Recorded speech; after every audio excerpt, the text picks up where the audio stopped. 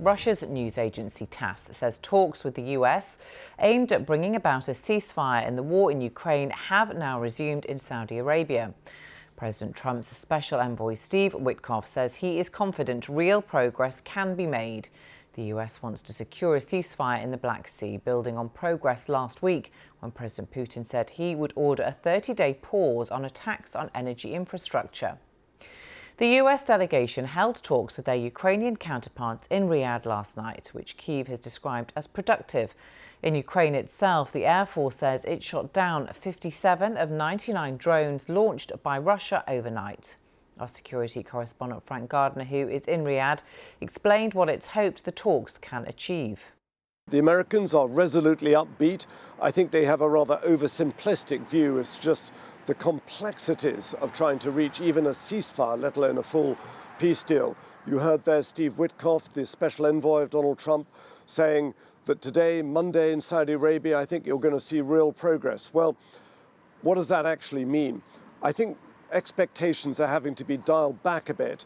It's not going to be a full, comprehensive 30-day ceasefire, which the Ukrainians have agreed to, the Americans have agreed to, but the Russians haven't.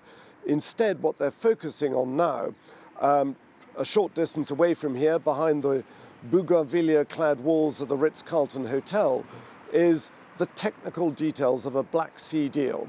There was a deal in 2022 that allowed Ukraine to export its grain from its ports in the Black Sea without being attacked by Russia.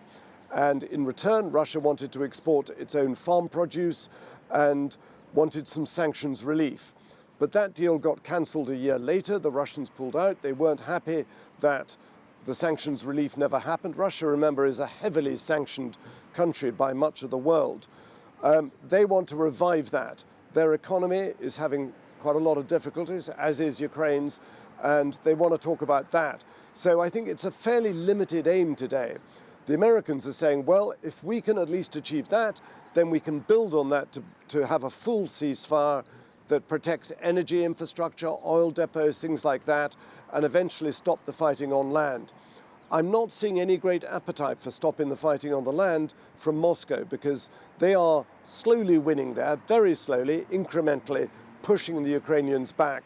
So they're not in a hurry to stop the fighting there, but they would like to protect their oil installations, which are getting a hammering from Ukraine's long-range drones.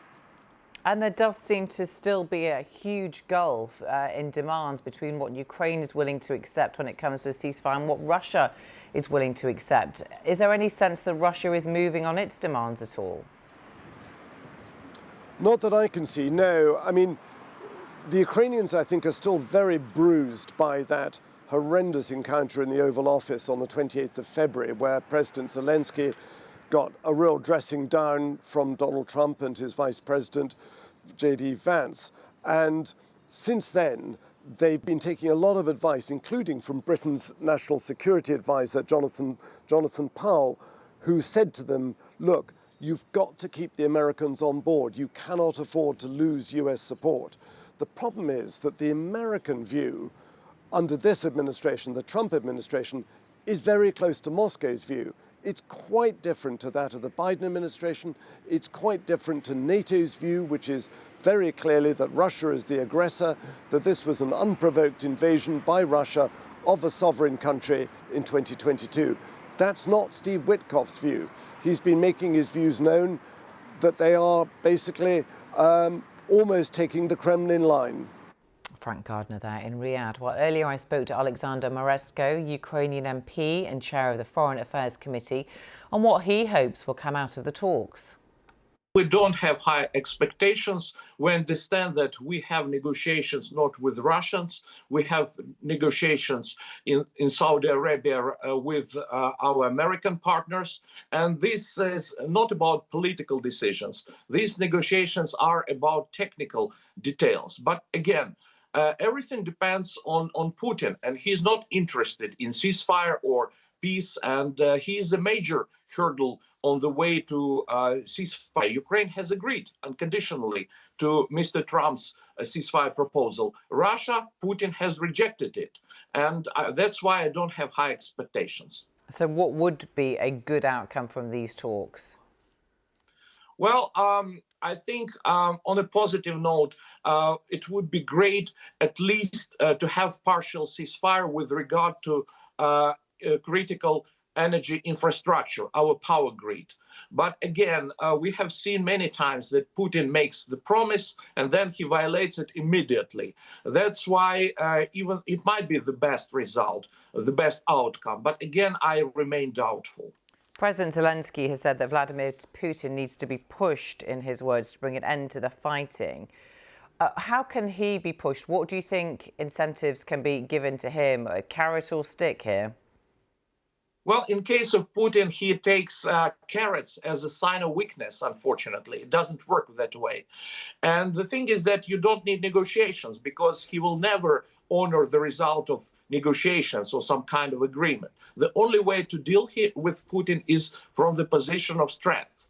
And the only way to make him to do anything is to put more pressure in the form of sanctions, for example, sanctions against the Russian energy, banking, and financial sectors of economy, in the form of secondary sanctions against those companies and countries which help Putin to circumvent primary sanctions, and also by providing more military aid to Ukraine. That's the only way the West can deal with the aggressor. And what's your view about the US's role here and how they're conducting themselves and their comments about Putin? Well, we were extremely disappointed and shocked by the recent statements by the President Trump envoy, Mr. Witkoff, because he's parroting Putin's propaganda, and we are very concerned about this. It's totally unacceptable what he said, and it's Putin's lies. It means that he's either totally unprofessional and not fit for his position, for his role, which is very important, or he's like acting in the interests of Putin. So I'm confused personally about these statements, and I think that President Trump who should make very clearly that the United States will continue to support territorial integrity of Ukraine, because it has always been U.S. foreign policy, and it's in the best national interest of the United States. Ukrainian MP Alexander Morasenko there.